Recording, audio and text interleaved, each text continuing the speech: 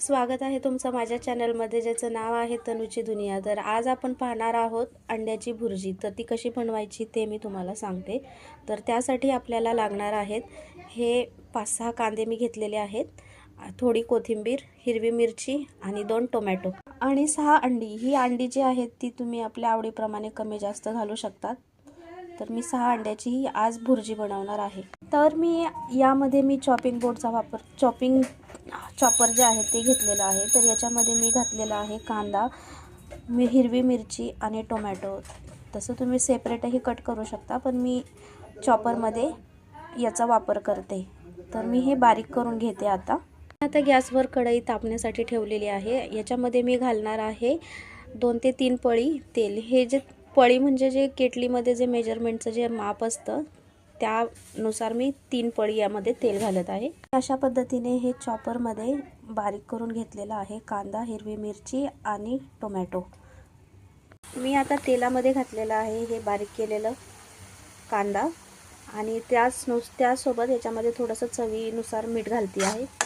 कांद्यामध्ये मीठ घातल्याने कांद्याला चांगली चव येते।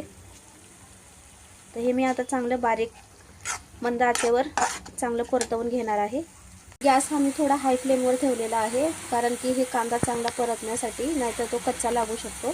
तर त्याच्यासाठी मी थोडंसं याला हाय फ्लेमवर परतवून घेत आहे। मिश्रण मी आता तेल सुटेपर्यंत चांगलं परतवून घेतलेलं आहे। तर आता याच्यामध्ये मी घालणार आहे हळद, लाल तिखट थोडंसं आणि धना पावडर आणि थोडंसं चवीपुरतं मीठ तसं मी ऑलरेडी घातलेलं आहे, पण कमी जास्त पडलं तर बघूया आपण। मग आता यासोबत मी आता याच्यामध्ये घालणार आहे अंडी फोडून। मी या मसाल्यामध्ये हा छोटासा जो स्पून येतो त्या स्पूनने एक चमचा जी आहे ती धना पावडर घालते आणि थोडीशी हळद घालते आणि थोडंसं लाल तिखट घालते मी, कारण मी त्याच्यामध्ये ऑलरेडी मिरची घातलेली आहे आणि थोडंसं अगदी नकळत गरम मसाला घालते।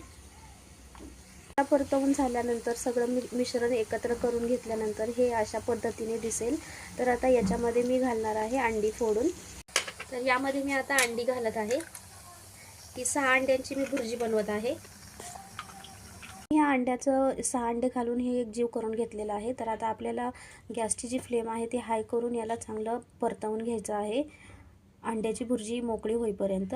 अंडा भुर्जी मी सतत हलवून ही व्यवस्थितरित्या परतवून घेतलेली आहे। तर याच्यामध्ये मी आता घालणार आहे हिरवी कोथिंबीर। अशा पद्धतीने ही भुर्जी आता तयार झालेली आहे आणि हिला मी सर्व करणार आहे पावासोबत। तर आज संडे स्पेशल असल्यामुळे काहीतरी करण्याचा प्रयत्न केलेला आहे। तर नक्की चॅनलला लाईक, सबस्क्राईब करा। धन्यवाद।